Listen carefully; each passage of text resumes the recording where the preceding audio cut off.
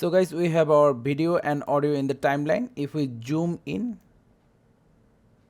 as you can see that almost all of the video have some static sound at background. Let's see.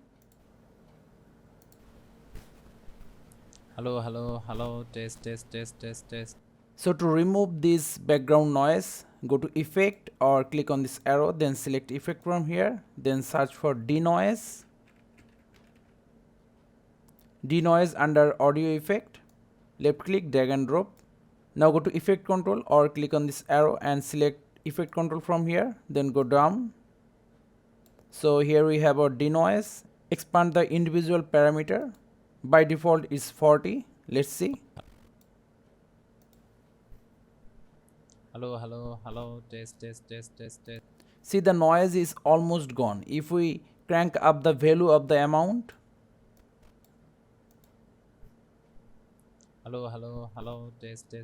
see, the noise is fully gone. But there is a problem, my voice become like robotic.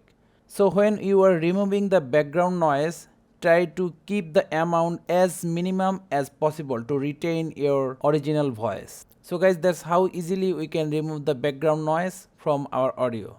So thank you guys for watching. Have a good day.